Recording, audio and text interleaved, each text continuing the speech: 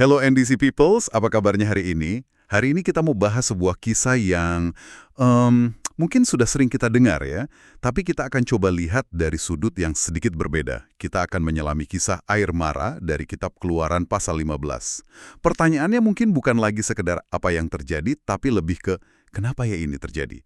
Tepat setelah mujizat terbesar dalam hidup bangsa Israel. Nah, Anda menyentuh poin yang krusial banget di situ.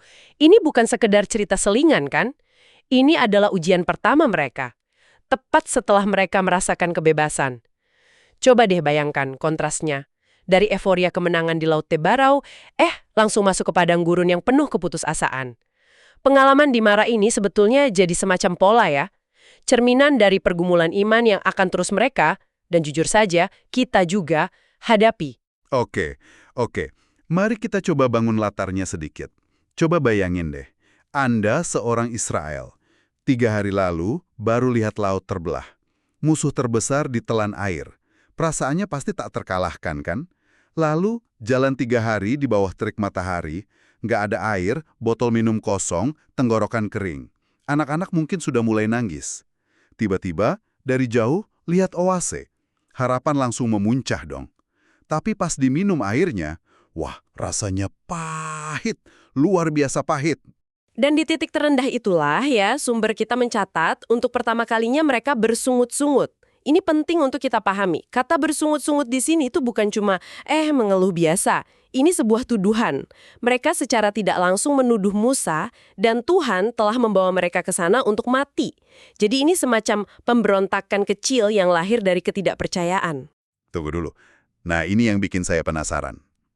Sumbernya bilang Tuhan yang menuntun mereka ke sana. Rasanya kok kayak sebuah jebakan ya? Kenapa Tuhan melakukan itu? Tujuannya apa?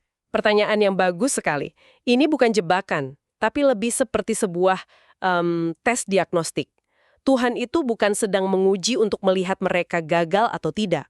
Bukan itu. Dia menguji untuk mengungkapkan apa yang sebetulnya ada di dalam hati mereka kepada diri mereka sendiri. Oh, wow. Jadi kepahitan air di Mara itu sebenarnya cuma memunculkan kepahitan yang sudah ada di dalam hati mereka sendiri. Dan perhatikan juga respons Musa yang kontras. Bangsa Israel bersungut-sungut kepada Musa, tapi Musa berseru kepada Tuhan. Ada perbedaan yang fundamental di sana ya. Kemana kita membawa keluhan kita? Wow, itu benar-benar mengubah cara saya melihat cerita ini. Jadi, situasi eksternal hanya menyingkap kondisi internal kita ya.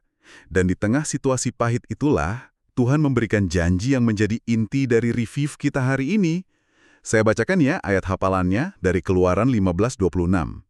Firman-Nya, "Jika kamu sungguh-sungguh mendengarkan suara Tuhan, Allahmu, dan melakukan apa yang benar di matanya, maka aku tidak akan menimpakan kepadamu penyakit manapun yang telah kutimpakan pada orang Mesir, sebab akulah Tuhan yang menyembuhkan engkau." Nah, yang luar biasa dari ayat ini adalah konteksnya kan. Janji akulah Tuhan yang menyembuhkan engkau atau Yahweh Rafa itu pertama kali muncul di sini. Bukan di tengah wabah penyakit, bukan di rumah sakit, tapi di samping sumber air yang pahit. Betul. Itu memulihkan, memperbaiki, membuat manis apa yang pahit. Tuhan seolah-olah sedang memperkenalkan dirinya.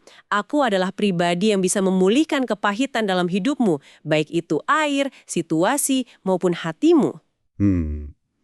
Jujur saja ya, kalau saya yang ada di sana, setelah 3 hari tanpa air, saya nggak yakin respon saya akan lebih baik dari mereka. Gampang banget untuk menghakimi mereka dari kenyamanan kita sekarang.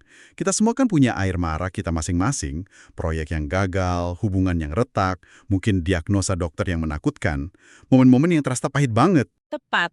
Dan pelajaran utamanya bukanlah supaya kita tidak pernah merasakan kepahitan. Itu nggak mungkin.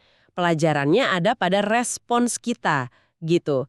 Kisah ini menunjukkan bahwa Tuhan yang sama yang punya kuasa membelah laut, ya dia juga punya kuasa untuk mengubah air pahit jadi manis. Pertanyaannya, apakah kita akan merespons dengan sungut-sungut yang justru menutup pintu bagi mujizat, atau dengan seruan kepadanya yang membuka jalan bagi pemulihan? Pilihan itu selalu ada di tangan kita. Jadi sebagai pemikiran penutup ya dari Revive kita, saya ingin menantang Anda. Coba pikirkan satu situasi pahit dalam hidup Anda saat ini. Alih-alih mengeluh atau bersungut-sungut, apa satu langkah ketaatan kecil, mungkin sebuah doa syukur, Atau mungkin tindakan mengasihi orang lain yang bisa Anda ambil hari ini sebagai respons iman kepada Yahweh Rafa, Tuhan yang memulihkan. Terima kasih telah bergabung dalam pembahasan kita hari ini.